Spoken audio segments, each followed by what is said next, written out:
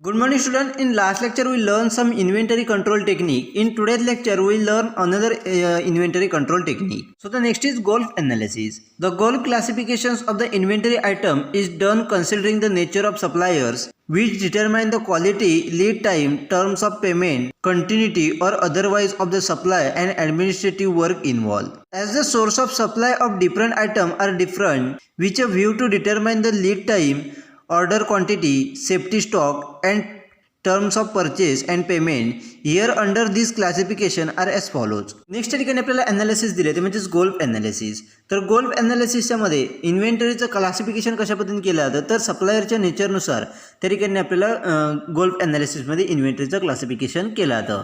मग त्या ठिकाणी क्वालिटी डिटर्मिनेशन असेल, त्याचबरोबर लीड टाईम असेल, त्याचबरोबर टर्म्स ऑफ पेमेंट्स असतील, त्याचबरोबर कंटिन्युटी किंवा ॲडमिनिस्ट्रेटिव्ह वर्क असेल याच्या माध्यमातून त्या ठिकाणी इन्व्हेंटरीचं क्लासिफिकेशन हे केलेलं आपल्याला दिसून येतं. म्हणजेच सप्लायरचं जे काही नेचर आहे त्या नेचरनुसार त्या ठिकाणी आपल्याला क्लासिफिकेशन हे केलेलं दिसून येतं. त्याचबरोबर आपण वेगवेगळ्या प्रकारच्या इन्व्हेंटरीचा विचार केला तर आपल्या लक्षात येईल की प्रत्येक इन्व्हेंटरीचा जो काही सप्लाय आहे तो आपल्याला वेगवेगळा असलेला दिसून येतो. म्हणजेच इन्व्हेंटरीनुसार त्याचा सप्लाय देखील आपल्याला सप्लाय सोर्स देखील आपल्याला वेगवेगळे असलेले दिसून येतात. मग त्याचं क्लासिफिकेशन हे ठिकाणी लीड टाईमच्या माध्यमातून असेल, त्याचबरोबर ऑर्डर क्वांटिटीच्या माध्यमातून असेल, सेफ्टी स्टॉक असेल, त्याचबरोबर टर्म्स ऑफ परचेस असेल, त्याचबरोबर पेमेंट्स असेल, याच्या माध्यमातून त्याचं आपल्याला डिफरन्शिएशन केलेलं दिसून येतं. तर गोल्फ ॲनालिसिसमध्ये क्लासिफिकेशन हे कोणकोणत्या बेसवरती केलं जातं ते या ठिकाणी आपल्याला दिलेलं आहे. तर जी म्हणजेच गव्हर्नमेंट कंट्रोल सप्लायर्स, ओ म्हणजेच ओपन मार्केट सप्लाईज, त्याच्यानंतर एल म्हणजेच लोकल सप्लाईज आणि एफ म्हणजेच फॉरेन मार्केट सप्लाईज, या 4 टाईपच्या माध्यमातून त्या ठिकाणी आपल्याला क्लासिफिकेशन हे केलं जातं.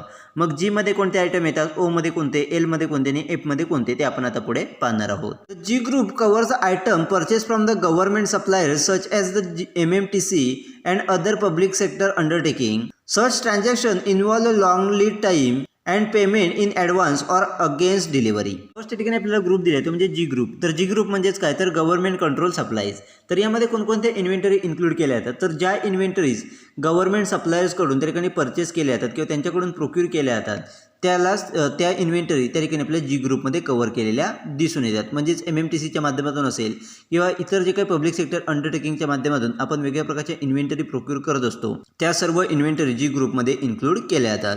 तर याच्यामध्ये जर बघितलं तर आपल्याला बघितलं तर लक्षात येईल की ट्रान्झॅक्शन जे आहे ते लॉंग लीड टाईम त्या ठिकाणी आपल्याला घेताना दिसून येतं आणि त्याचं पेमेंट देखील आपल्याला ॲडव्हान्समध्ये किंवा डिलिव्हरीच्या टाईमला आपल्याला पेमेंट हे करावं लागलेलं दिसून येतं. अशा पद्धतीचे जे काही आयटम्स असतील हे जी ग्रुपमध्ये इन्व्हॉल्व केले जातात.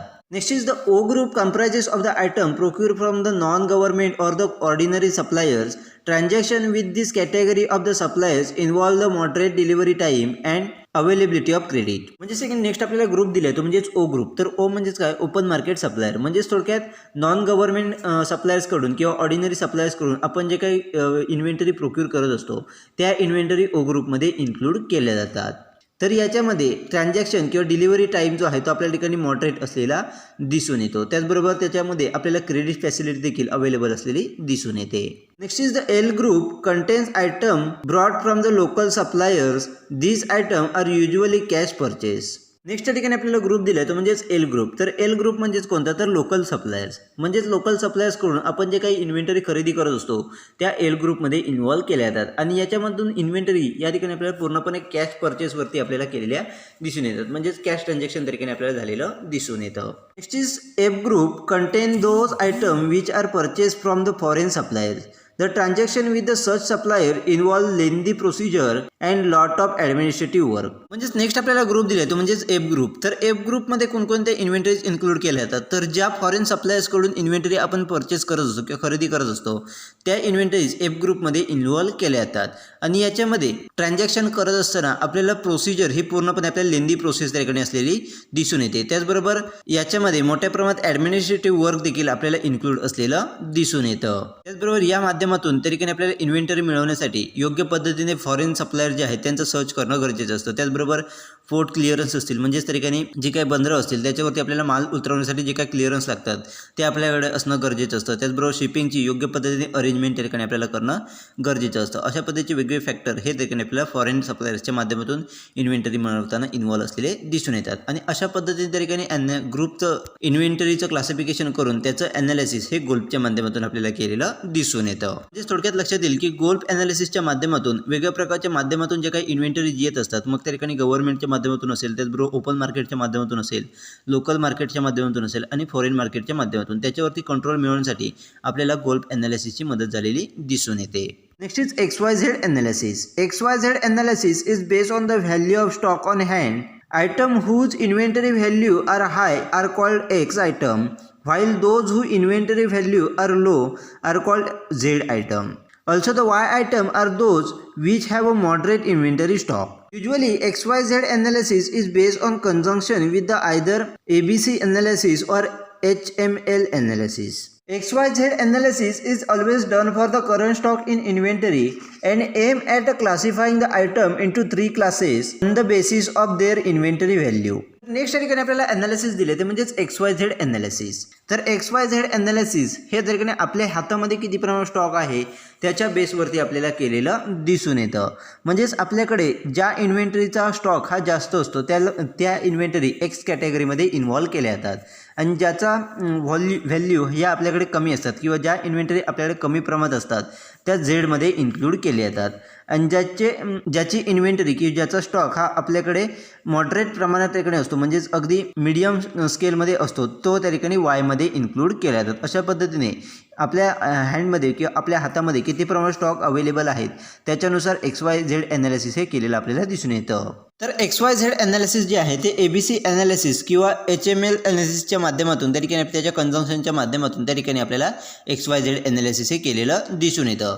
तर थोडक्यात जर बघितलं तर आपल्याला लक्षात येईल की XYZ ॲनालिसिस हे फक्त आपल्याकडे करंट स्टॉक इन्व्हेंटरीचा किती आहे त्याच्यावरती आपल्याला केलेलं दिसून येतं आणि त्याच्या माध्यमातून आपल्याकडे अवेलेबल असलेली इन्व्हेंटरी जी आहे ती 3 क्लासमध्ये कशा पद्धतीने डिवाइड करता येईल त्याच्या व्हॅल्यूवरून त्या ठिकाणी आपल्याला 3 क्लासमध्ये कशा पद्धतीने डिवाइड करता येईल याच्याकडे आपल्याला फोकस केलेला दिसून येतो. XYZ analysis is one of the basic supply chain techniques often used to determine the inventory valuation inside the store.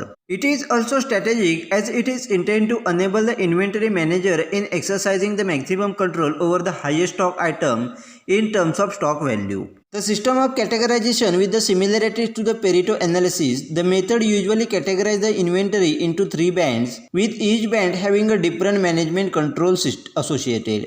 Although the different criteria may be applied to the each category, the typical method of sourcing an inventory item is that annual stock value of said item with the result and the rank and record. तर या ठिकाणी आपल्याला लक्षात येईल की XYZ analysis ही त्या ठिकाणी आपल्याला एक बेसिक सप्लाय चेन टेक्निक्स त्या ठिकाणी असलेली दिसून येते आणि याच्या माध्यमातून आपल्या स्टोअरमध्ये किती प्रमाणात इन्व्हेंटरी आहे त्याचं व्हॅल्युएशन आयडेंटिफाय करण्यासाठी आपल्याला मदत झालेली दिसून येते. त्याचबरोबर आपल्याकडे अवेलेबल असणारा जो काही स्टॉक आहे त्याचं स्टॉक व्हॅल्यूनुसार त्या ठिकाणी योग्य पद्धतीने मॅक्झिमम कंट्रोल मिळवण्यासाठी इन्व्हेंटरी मॅनेजरला त्या ठिकाणी मदत झालेली दिसून येते. म्हणजेच थोडक्यात XYZ ॲनालिसिसच्या माध्यमातून आपल्याला आपली जी काही इन्व्हेंटरी जी आहे त्याचा योग्य पद्धतीने मॅक्झिमम कंट्रोल मिळवण्यासाठी आपल्याला मदत झालेली दिसून येते. यामध्ये कॅटेगरायझेशन जे आहे ते पेरिटो ॲनालिसिस प्रमाणेच त्या ठिकाणी आपल्याला केलेलं दिसून येतं. म्हणजे 3 बँडमध्ये त्या ठिकाणी आपल्या इन्व्हेंटरी जे आहे ते कॅटेगराईज केल्या जातात आणि प्रत्येक बँडसाठी त्या ठिकाणी डिफरंट मॅनेजमेंट कंट्रोल असोसिएट त्या ठिकाणी आपल्याला असलेला दिसून येतो. म्हणजेच त्या प्रत्येक कॅटेगरीसाठी किंवा प्रत्येक बँडसाठी ठिकाणी वेगवेगळ्या प्रकारचा कंट्रोल त्या ठिकाणी आपल्याला कंट्रोल मॅनेजमेंट त्या ठिकाणी असलेलं दिसून येतं. आणि त्याचबरोबर प्रत्येक बँडसाठी त्या ठिकाणी डिफरंट क्रायटेरिया हे त्या ठिकाणी आपल्याला यूज केलेले दिसून येतात. म्हणजे जो काही स्टॉक आहे स्टॉक व्हॅल्यू असतील त्याचबरोबर त्याचं रँकिंग असेल त्याचं सोर्स असेल ते मिळवण्यासाठी त्या ठिकाणी आपल्याला प्रत्येक बँडसाठी किंवा प्रत्येक कॅटेगरीसाठी वेगवेगळ्या प्रकारचे क्रायटेरिया आपल्याला यूज केलेले दिसून येतात. तर याचं बँडिंग जे आहे ते कशा पद्धतीने केलं जातं ते आपल्याला पुढे दिलेलं आहे ते आपण आता पाहणार आहोत. Banding may be specified to the inventory but typically follow the 17, 19, 100 banding. In that, X class items represent 70% of the stock value. Y class item fell between the 70 to 90% of the annual stock value, with C class the remaining. In practical term, the complex high cost material typically fell into the X class items, with the consumable low cost class as x class. म्हणजे जर ठिकाणी banding हे कशा पद्धतीने केलं जातं तर प्रत्येक इंडस्ट्रीनुसार वेगवेगळ्या पद्धतीने त्या ठिकाणी आपल्याला बँडिंग केलेलं दिसून येतं. परंतु टिपिकली 70, 90 आणि 100 हे पर्सेंटेज त्या ठिकाणी यूज करून त्यानुसार क्लासिफिकेशन हे केलेलं दिसून येतं. म्हणजेच ज्या इन्व्हेंटरीच्या स्टॉक व्हॅल्यू हे 70% पर्यंत असतात त्या एक्स क्लासमध्ये इन्क्लूड केल्या जातात आणि ज्या इन्व्हेंटरीच्या स्टॉक व्हॅल्यू या 70 to 90% पर्यंत असतात त्या वाय क्लासमध्ये इन्क्लूड केल्या जातात आणि उरलेल्या ज्या काही इन्व्हेंटरीज आहेत त्या झेड क्लासमध्ये इन्क्लूड केल्या जातात. परंतु आपण जर प्रॅक्टिकलमध्ये बघितलं तर आपल्याला लक्षात येईल की एक्स क्लासमधील सर्व आयटम हे त्या ठिकाणी आपल्याला हाय कॉस्ट मटेरियल असलेलं दिसून येतं आणि झेड क्लासमध्ये पूर्णपणे लो कॉस्ट मटेरियल त्या ठिकाणी आपल्याला असलेलं दिसून येतं. अशा पद्धतीने बॉन्डिंग करून हे इन्व्हेंटरीचं क्लासिफिकेशन केलं जातं. तर प्रत्येक इन्व्हेंटरीचं जे काही क्लास असेल त्याच्यावरती कंट्रोल मिळवण्यासाठी आपल्याला वेगळ्या प्रकारचे टेक्निक्स या यूज केलेल्या दिसून येतात किंवा प्रत्येक स्टॉकमधील किंवा प्रत्येक कॅटेगरीमधील इन्व्हेंटरी ही वेगळ्या पद्धतीने त्या ठिकाणी कंट्रोल केली जाते. मग ती कशा पद्धतीने कंट्रोल केली जाते ते आपण आता पुढे पाहणार आहोत. So the first is X class item which are critically important and required close monitoring and tight control. While this may account for the large value, this will typically comprises a small percentage of overall inventory count. म्हणजे second first आपल्याला दिले ते म्हणजे x class item. तर x class item हे त्या ठिकाणी आपल्याला क्रिटिकली इम्पॉर्टंट त्या ठिकाणी असलेले दिसून येतात. त्याचबरोबर या इन्व्हेंटरीचं किंवा या आयटमचं ठिकाणी आपल्याला मॉनिटरिंग हे क्लोज मॉनिटरिंग करणं गरजेचं असतं. त्याचबरोबर त्याच्यावरती चांगल्या पद्धतीचं टाईट कंट्रोल त्या ठिकाणी आपल्याकडे असणं गरजेचं असतं. म्हणजेच थोडक्यात एक्स क्लासमधील जे काही आयटम असतील ते आपल्याला जास्त कंट्रोल त्याच्यावरती जास्त प्रमाणात कंट्रोल त्या ठिकाणी करणं गरजेचं असतं. कारण एक्स क्लासमधील ज्या काही इन्व्हेंटरीज आहेत त्यांची व्हॅल्यू ही त्या ठिकाणी आपल्याला जास्त असलेली दिसून येते.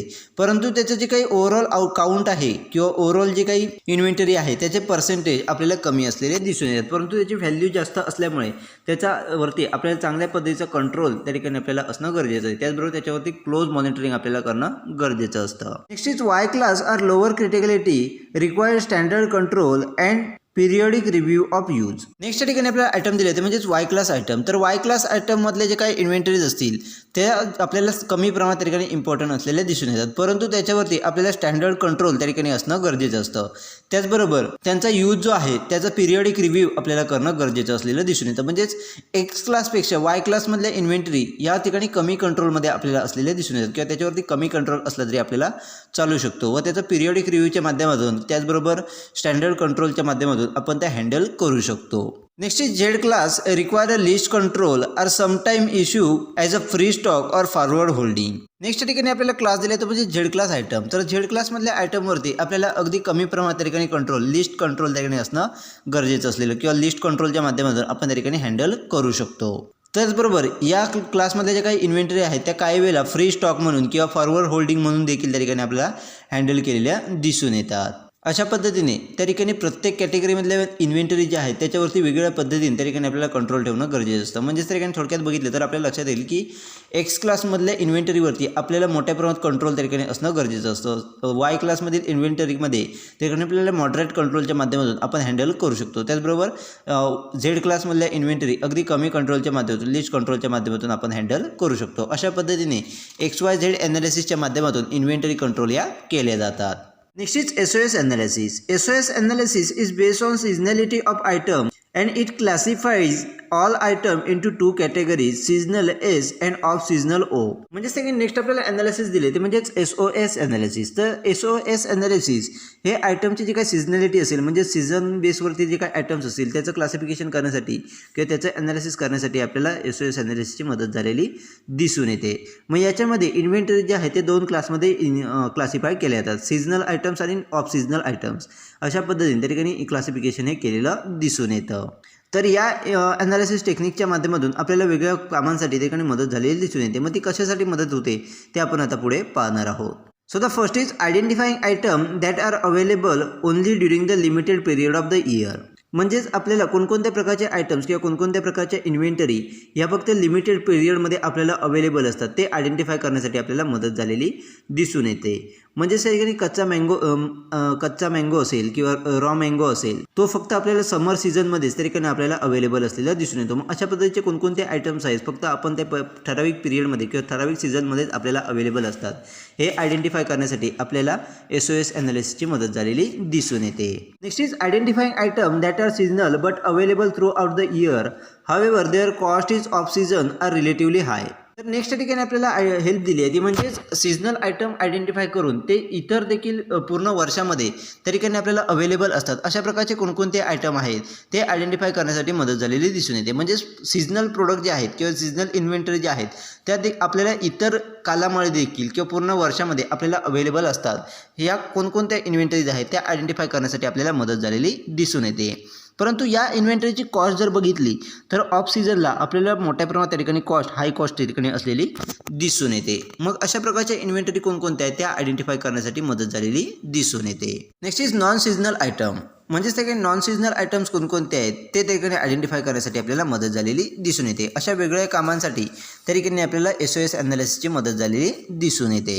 There are the number of methods used for the selective inventory control and each method highlight the different aspects. The right method should be selected on the purpose of which we wish to carry out the selective inventory control. म्हणजे त्या ठिकाणी आपल्याला सांगितलं की inventory कंट्रोलसाठी आपल्याला मोठ्या प्रमाणात वेगवेगळ्या प्रकारच्या मेथड्स त्या ठिकाणी आपल्याला असलेल्या दिसून येतात आणि प्रत्येक मेथडच्या माध्यमातून वेगवेगळ्या प्रकारचे अस्पेक्ट्स हे आपल्याला हायलाईट केलेले दिसून येतात. म्हणजेच प्रत्येक ॲनालिसिसमध्ये आपल्याला वेगवेगळ्या प्रकारचे फॅक्टर जे आहेत किंवा वेगवेगळ्या प्रकारचे अस्पेक्ट जे आहेत ते हायलाईट केलेले दिसून येतात. परंतु आपण इन्व्हेंटरी कंट्रोल टेक्निक आयडेंटिफाय करत असताना किंवा सिलेक्ट करत असताना आपलं नेमकं पर्पज काय आहे किंवा आपल्याला कोणत्या पद्धतीच्या ठिकाणी इन्व्हेंटरी कंट्रोल करायचे आहेत त्या आयडेंटिफाय करून त्यानुसार आपल्याला टेक्निक सिलेक्ट करणं गरजेचं असतं असं या ठिकाणी आपल्याला सांगितलेलं आहे. म्हणजे जर समजा आपल्याला जे काही इन्व्हेंटरी जे आहेत त्या सीजनल इन्व्हेंटरीज आहेत का नॉन सीजनल इन्व्हेंटरी आहे ज्याच्या माध्यमातून आपल्याला ठिकाणी इन्व्हेंटरी प्रोक्यूर करून ठेवणं गरजेचं असतं.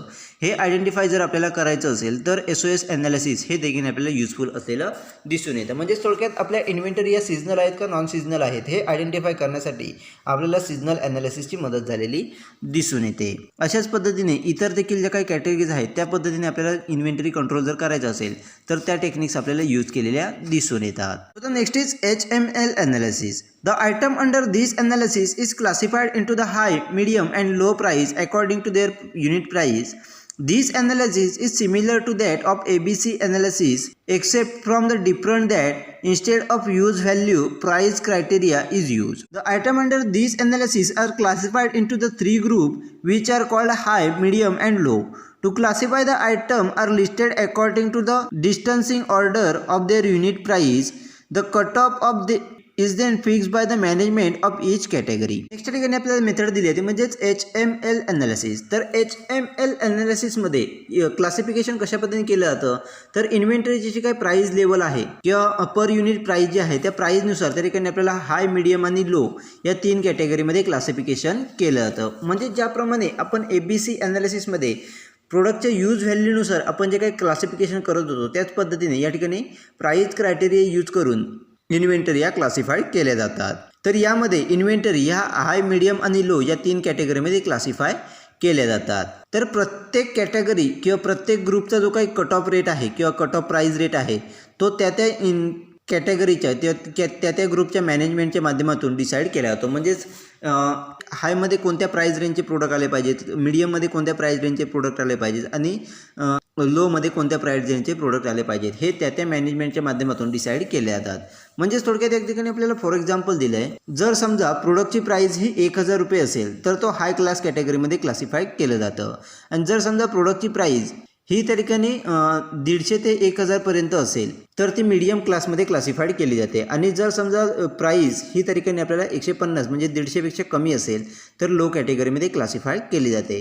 तर याचा उपयोग कशासाठी केला जातो किंवा याची मदत आपल्याला कशासाठी होते ती आपल्याला पुढे दिलेली आहे ते आपण आता पुढे पाहणार आहोत. So the first is access the shortage and security requirement.